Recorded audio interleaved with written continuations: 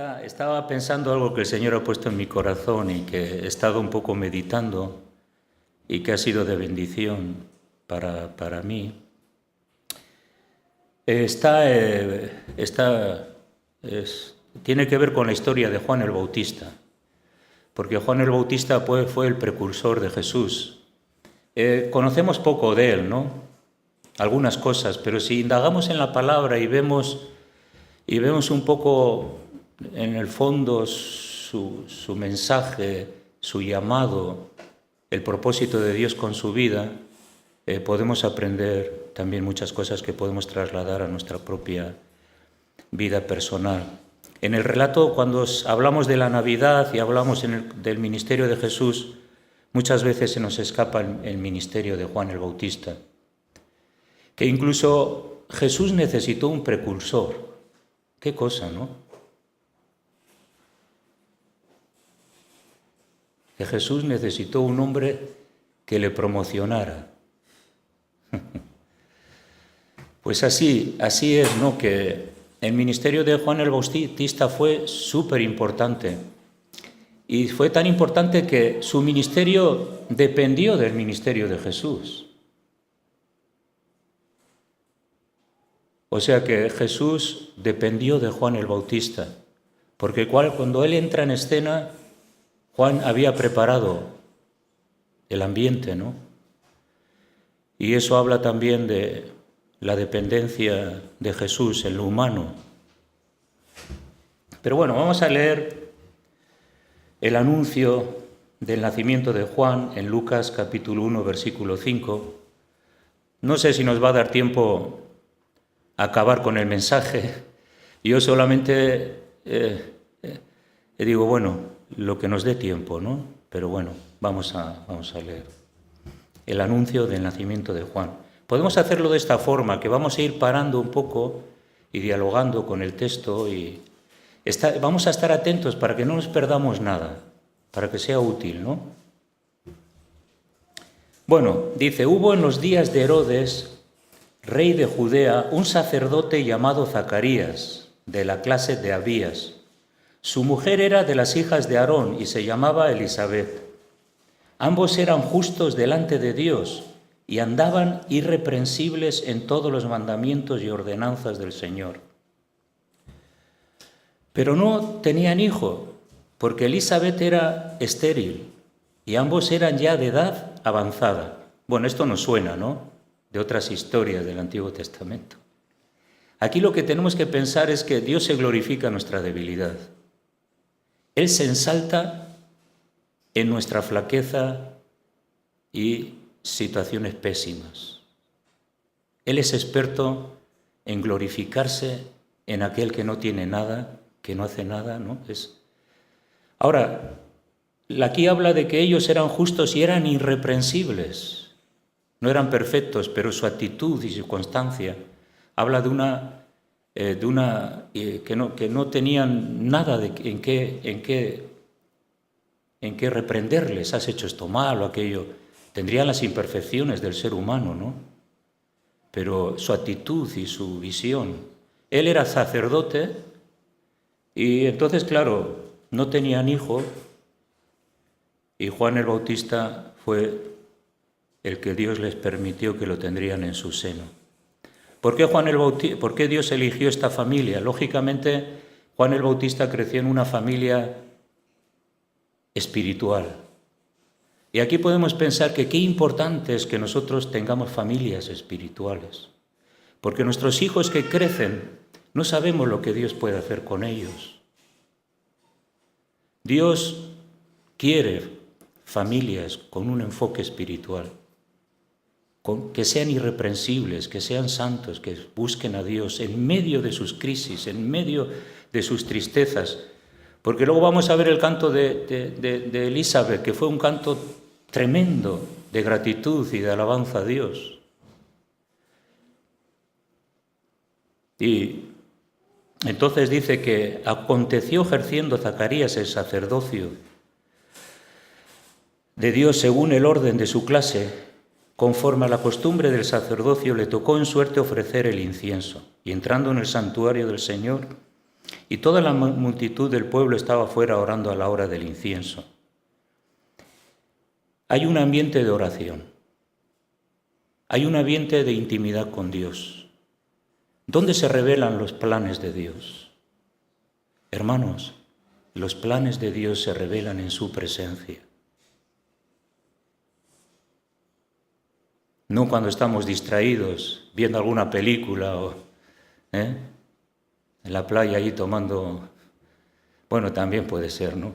Pero aquí lo que habla es que en ese ambiente Dios se reveló a Zacarías. Y un ángel se le apareció y se turbó Zacarías al verle y le sobrecogió temor.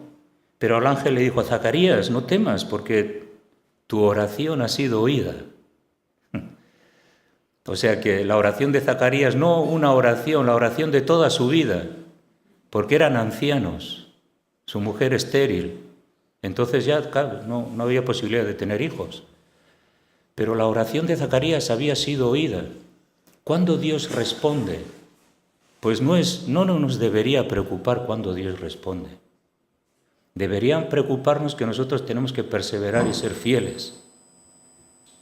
Eso es lo que nos tiene que preocupar. Porque la oración, cuando Dios la responda como quiere, en el momento que quiere y no como nosotros queremos. Y esto también es algo que tenemos que aprender.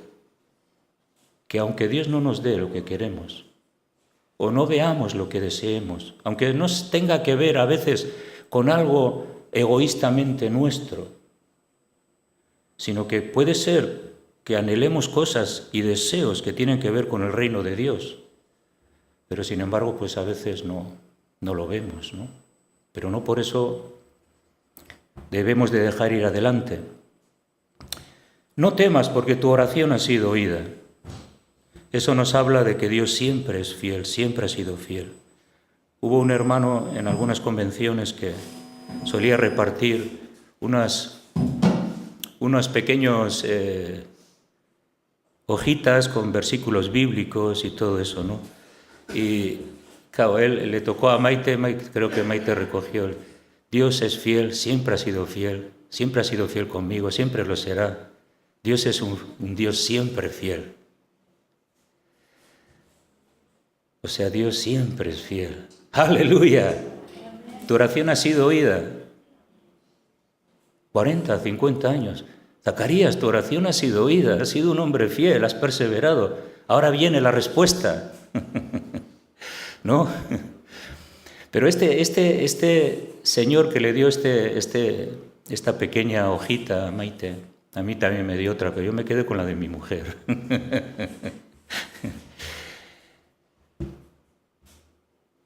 Este hombre tuvo un tumor cerebral y estuvo a punto de morir.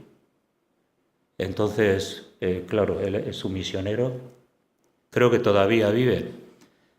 Trabajó ahí por Galicia y levantó un centro de rehabilitación de drogadictos. Tenía un tumor y bueno, ya no le daban vida, no sé si no le podían operar, no sé qué. Bueno, el caso es que el tumor Dios se lo quitó. Claro, tú dices, Dios es fiel, pero cuando él escribía esto, que Dios es fiel, siempre ha sido fiel, siempre lo será, tiene sentido, Así que cuando nosotros decimos tú eres fiel, también tiene sentido porque todos hemos vivido experiencias en la vida de las que pensábamos que no íbamos a salir. Pero Dios siempre ha sido fiel. Él ha escuchado nuestras oraciones. Siempre será fiel, nunca nos dejará. Él siempre tiene la última palabra. No la tienen los hombres, no la tienen las circunstancias, no la tiene nadie, la tiene Él. Y si nosotros andamos en los caminos irreprensibles del Señor, lo podemos esperar todo de Él. Y aún si no nos lo daría, pues así Dios lo ha querido, ¿no?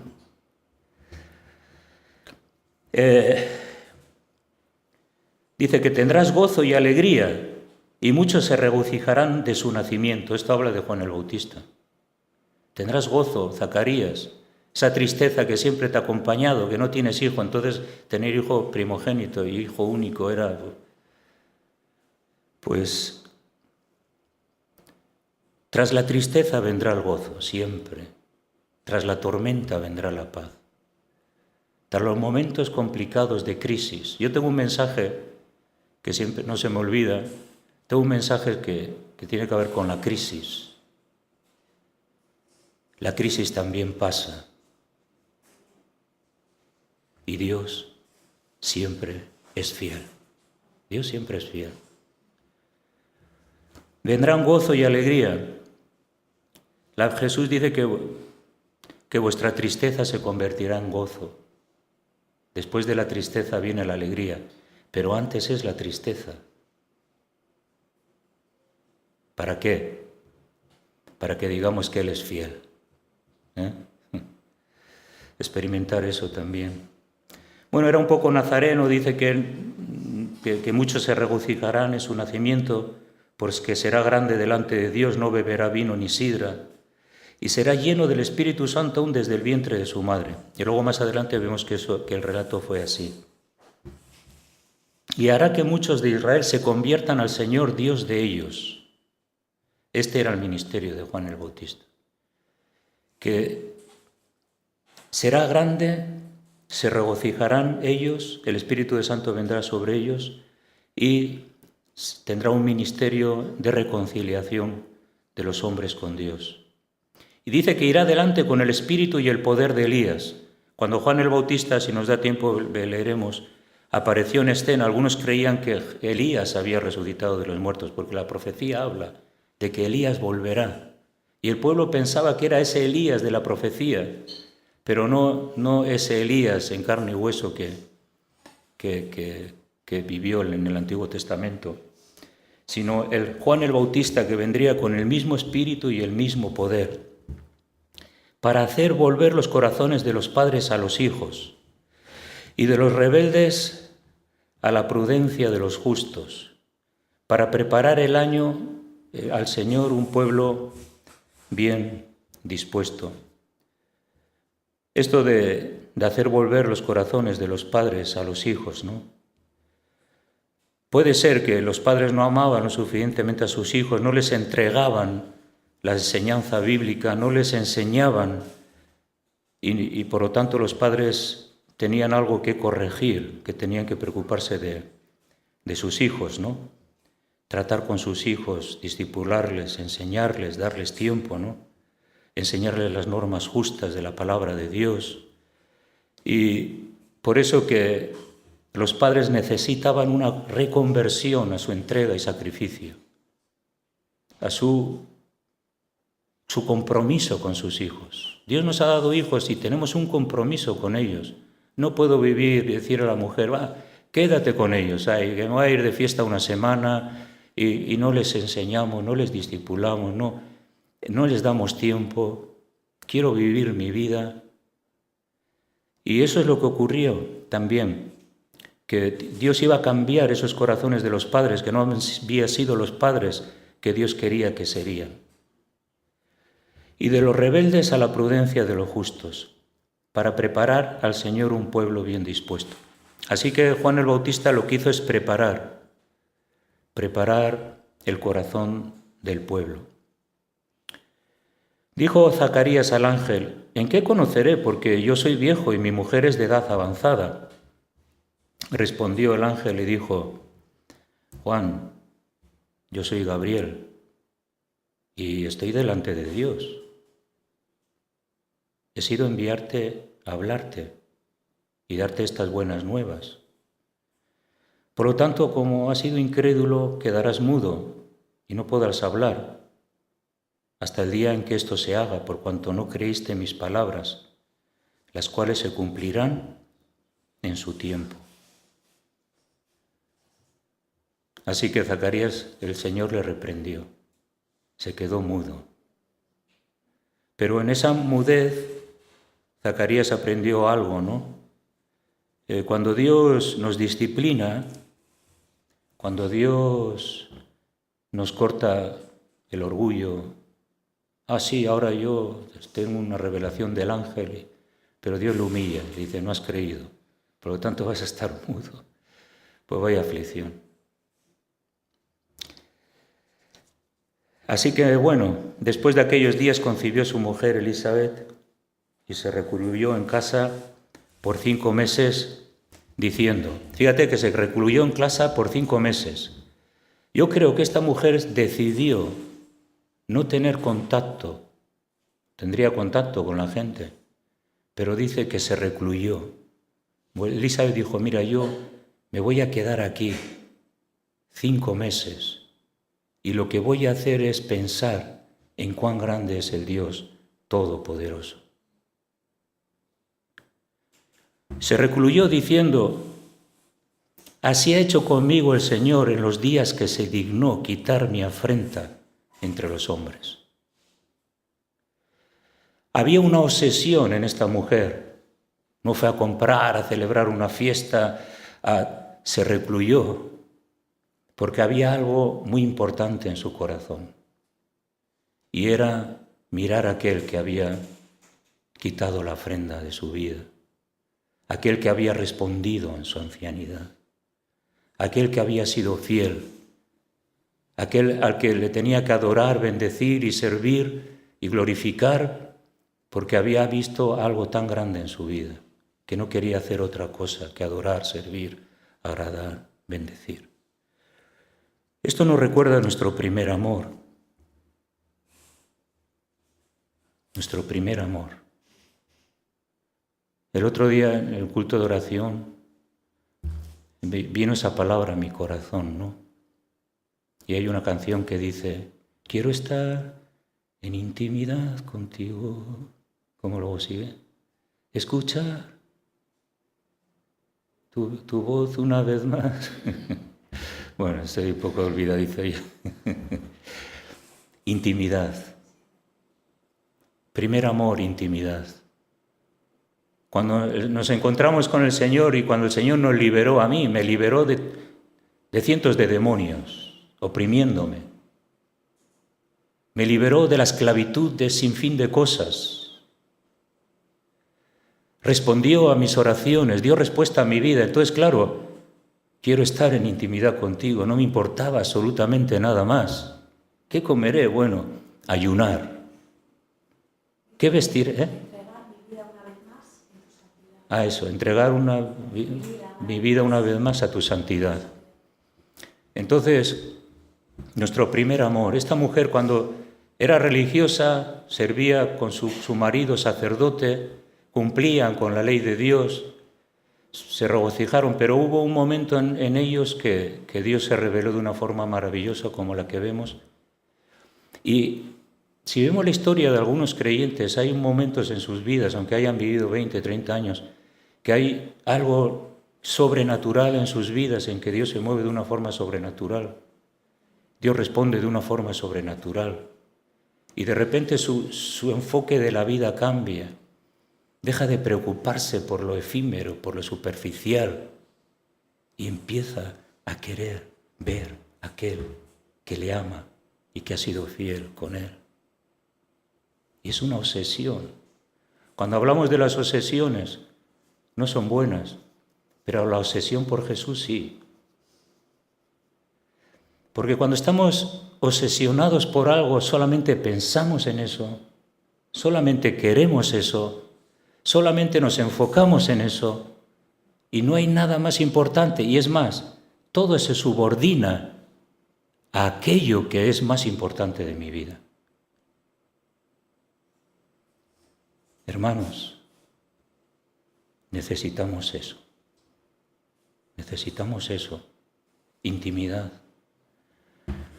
Y estos 5 meses en que estuvo recluida, aprendió más de Dios que en toda su vida, seguramente. Bueno, nos podemos imaginar qué hizo allí.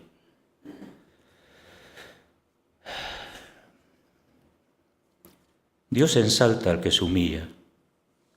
Dios ensalta al que le sirve, sin propósitos de grandeza, sin querer destacar, sin querer siempre tener la razón. Dios nos ensalta cuando nosotros estamos en esa relación de humildad, de quebrantamiento con Él.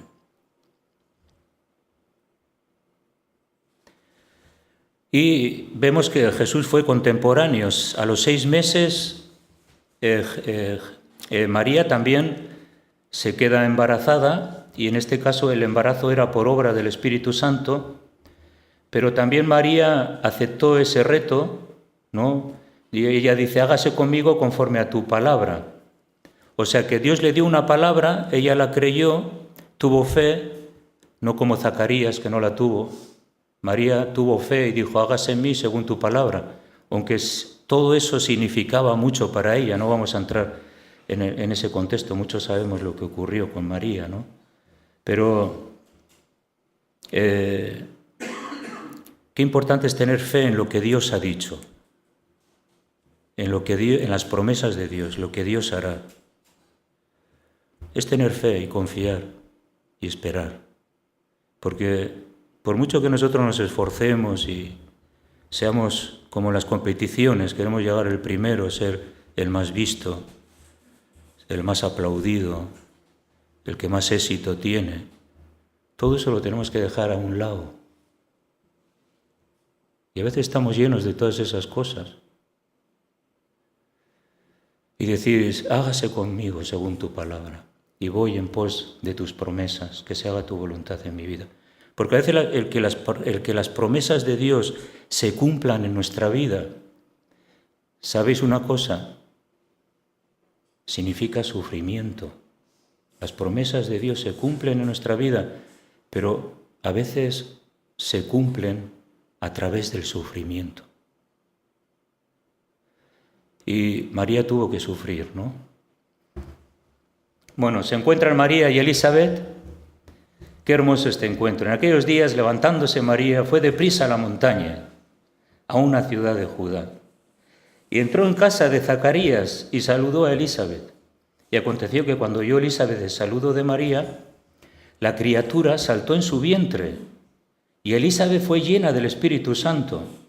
Y exclamó a gran voz y dijo, bendita tú entre las mujeres y bendito el fruto de tu vientre.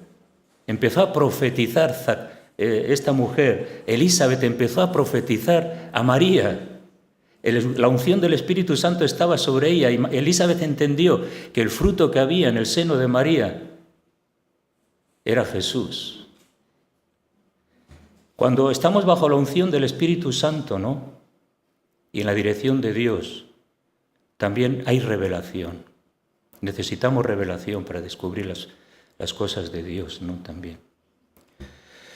Dice, bendito tú y bendito tú entre las mujeres y el fruto de tu vientre. Y dice, porque se me ha concedido a mí, Elizabeth, que la madre de mi Señor venga a mí. Entendía que María estaba embarazada ya y el fruto de María era su mismo Señor. Y Elizabeth lo entendió. Digo, qué tremendo que mi Señor, mi Salvador está ahí en el seno de mi amiga, ¿no?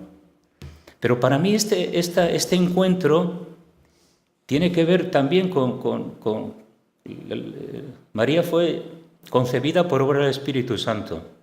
Entonces ahí estaba Jesús, concebido no por voluntad del hombre, sino el Espíritu de Dios vino y concibió a Jesús. Y Juan el Bautista, ahí se cumple, ahí había como un, ¿no? Como un encuentro de poder. Jesús y Juan. Todavía no habían nacido, pero estaban ahí ya y se veía algo maravilloso, ¿no? Bueno, María, tenemos el cántico de María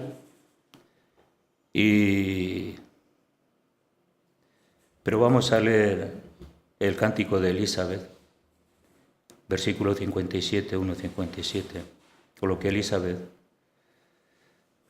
no sé si está aquí.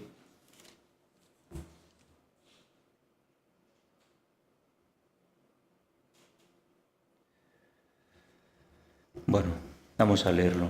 Y cuando Elizabeth se le cumplió el tiempo de su alumbramiento, dio a luz un hijo.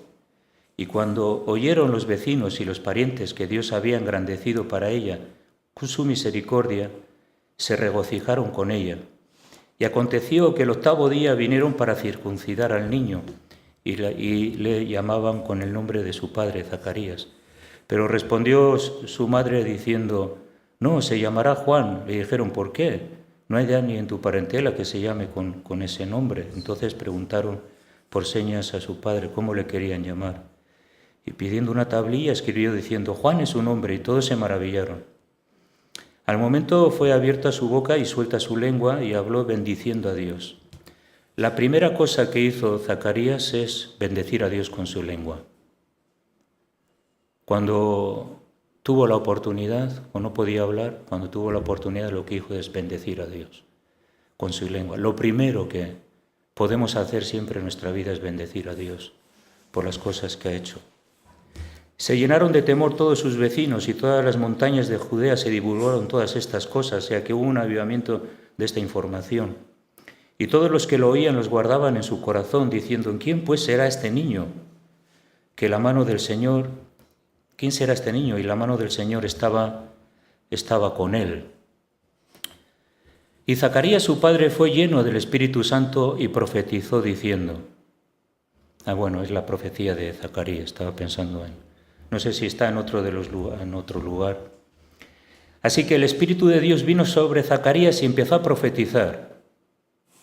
Y dijo, bendito el Señor Dios de Israel, que ha visitado y redimido a su pueblo, y nos levantó un poderoso Salvador en la casa de David, su siervo, como habló por boca de sus santos profetas, que fueron desde el principio, salvación de nuestros enemigos y de la mano de los que nos aborrecen, para hacer misericordia con nuestros padres, acordándose de su santo pacto, del juramento que hizo Abraham nuestro padre, que nos había de conceder librarnos de nuestros enemigos, sin temor le serviríamos, en santidad y en justicia delante de él todos nuestros días.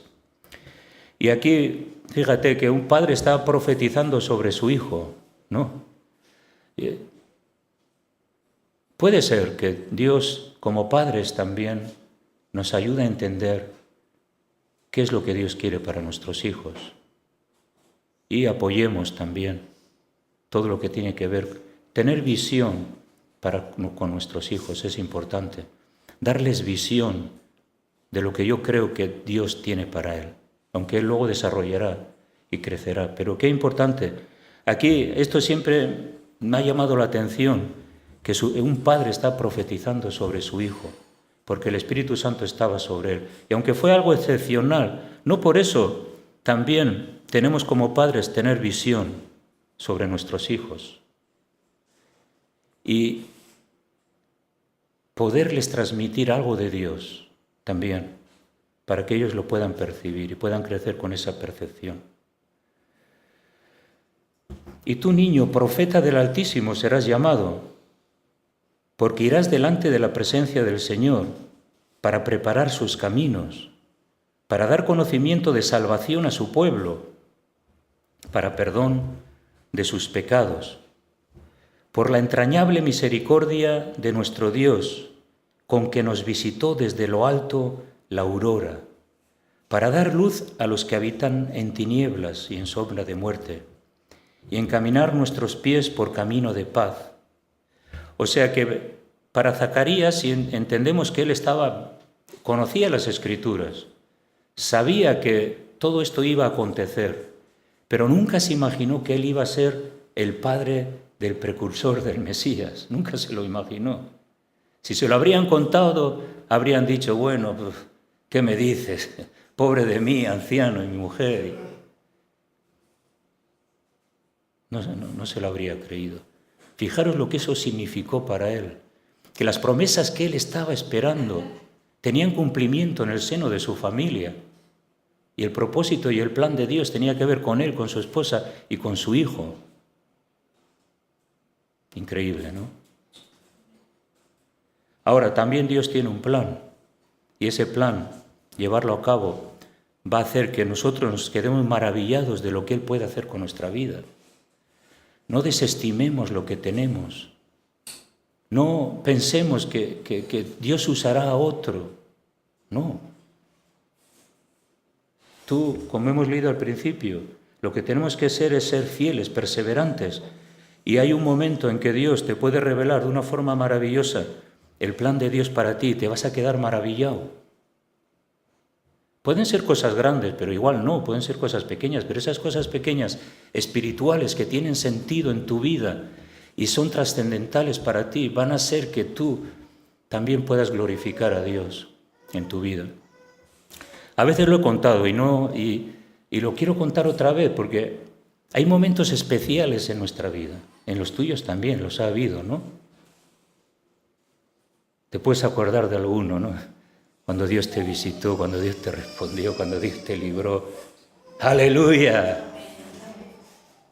Cuando Dios, en un momento dado, intervino en tu camino y te demostró su poder, su gracia y su misericordia.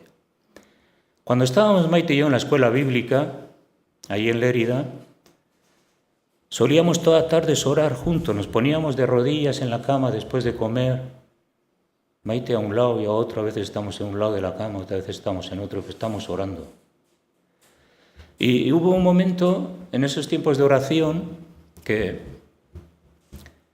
de repente el poder y la presencia de Dios descendía allí, ¿no? Y yo me quedaba, y bueno, sabíamos que el Señor se estaba moviendo, pero había algo en había una intuición y había algo en esa manifestación del Espíritu Santo.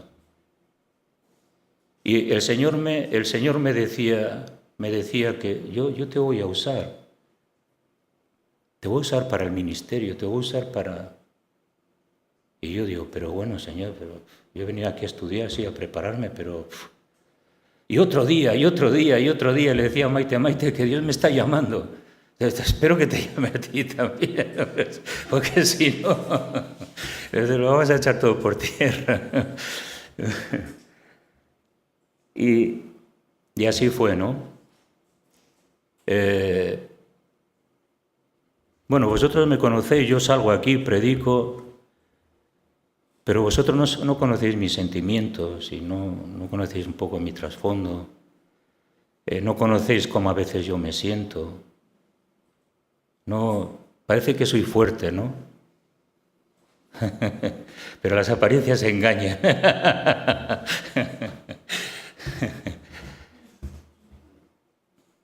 Y yo siempre me lo he preguntado. Digo, pues Señor, ¿a mí por qué me llama otro? Porque es que yo soy un desastre. Soy esto, soy aquello. No desestimemos. Si Dios llama, Dios sostiene, Dios fortalece, Dios inspira, Dios anima, sea cual sea la cosa. Sea cual sea la cosa.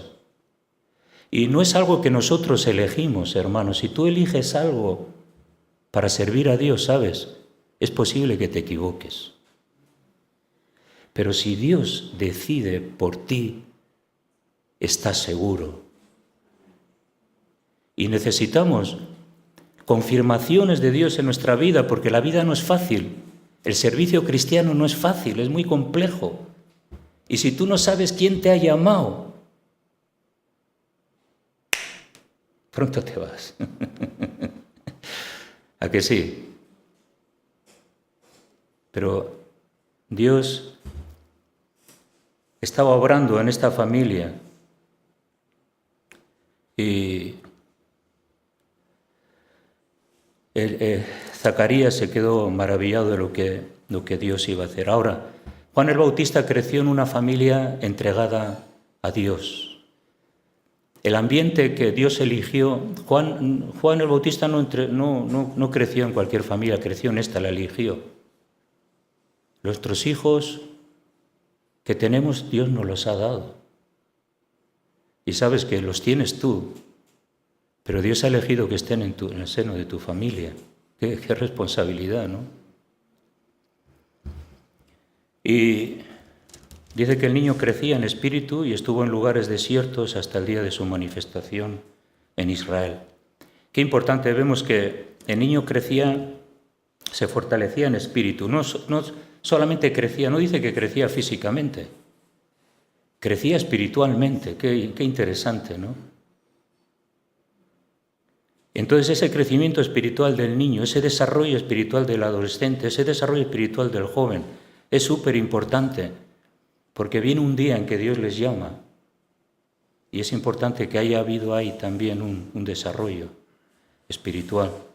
Dice que estuvo en lugares desiertos. Yo digo esto, pero le gustaba a Juan el Bautista los lugares desiertos. Nuestros jóvenes ahora en día todos quieren ir de fiesta. Comida, fiesta, cumpleaños, va. Y bueno, eso está bien. Pero este andaba en lugares desiertos. Ay, estaba bien enfocado, ¿eh? Sabía lo que tenía en su interior. Sabía que Dios le había llamado. Sabía que Dios era su Salvador. Sabía que Él era el precursor de Jesús. Tremenda responsabilidad. Entonces, que estaba en lugares desiertos hasta su manifestación en Israel. Y hay un tiempo también para el llamado. Estuvo en los lugares desiertos, pero hubo un tiempo de manifestación en Israel.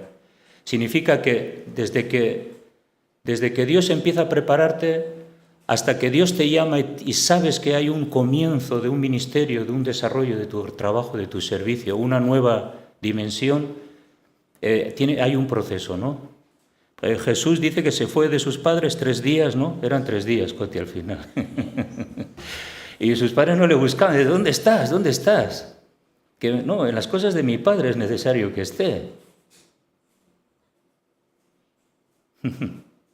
Los padres alucinados, pero bueno, si tú tenías que estar con nosotros comiendo pipas por aquí, algún chicle, en las cosas de mi padre, ¿no? Pero bueno, aunque fue un llamamiento excepcional, también eso lo podemos aplicar a nuestra vida, que Dios es el Dios que también llama. Pero en todo esto está la soberanía de Dios, la soberanía de Dios. Todo esto está soberanía de Dios. Que Dios llame a uno, que llame a otro, que eso es algo que Dios lo hace, ¿no? No tenemos que estar preocupados. Lo que Dios va a hacer en mi vida lo hará.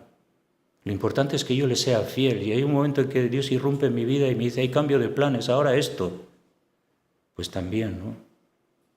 Él es soberano. Y ya para terminar,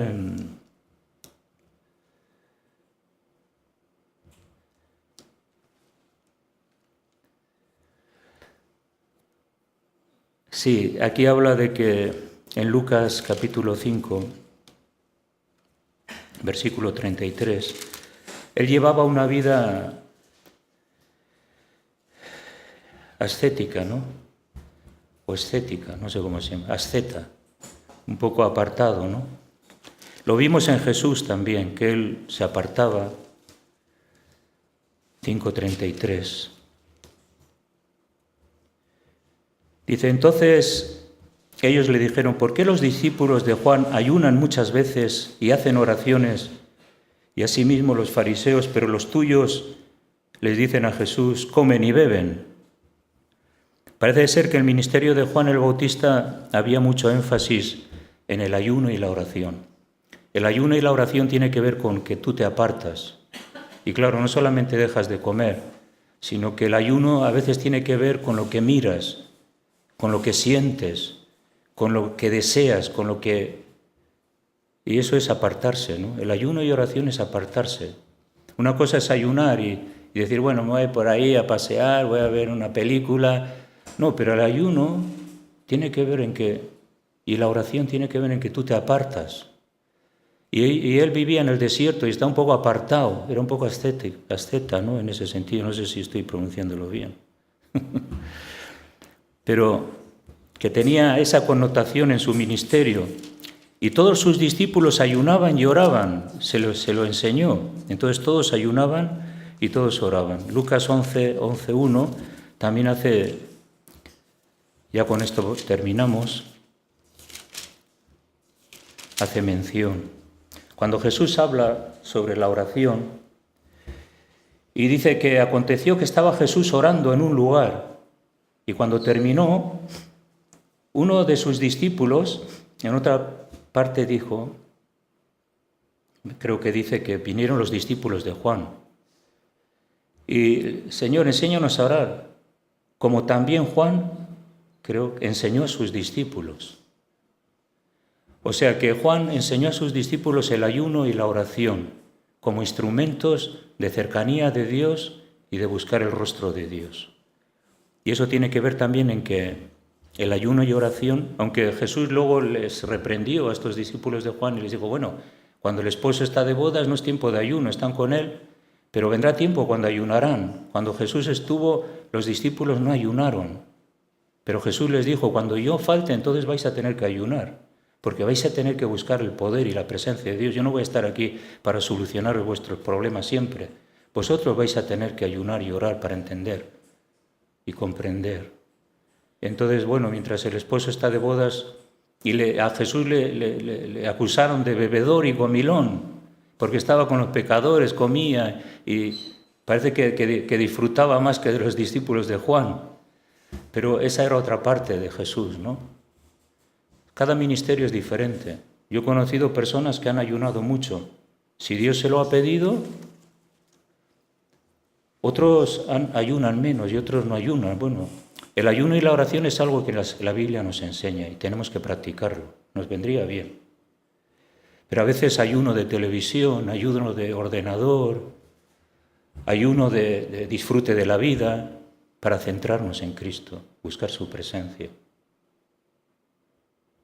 Y entonces, dejar una comida, bueno, cuesta, pero a veces cuesta guardar nuestros ojos, nuestros oídos y no hacer lo que tenemos que hacer, ¿no? Bueno, el caso es que Juan estaba en el desierto, todos los que venían a él, Juan les discipulaba y les decía, bueno, chicos, aquí a ayunar y a orar porque tenemos que cumplir con los propósitos de Dios. Y eso es lo que ocurrió. Pero bueno, seguiremos hablando de Juan porque hay aquí algunas cosas y otros textos de su vida y que podamos sacar partido a todo eso. Bueno, pues oramos y... Señor, te damos gracias por las Escrituras, te damos gracias por lo que nos enseñas en ellas. Te damos gracias por este tiempo, por todo lo que hemos escuchado. Rogamos, Señor, para que podamos ser hacedores de la palabra y no tan solamente oidores. Bendice a mis hermanos, bendice, cuídales, guárdales, protégeles y cumple con tus propósitos este año con nosotros, Señor. Hágase tu voluntad, ayúdanos a estar cerca de ti para discernir, entender y comprender tus caminos. Amén, amén. Bueno, que el Señor os bendiga, ¿eh?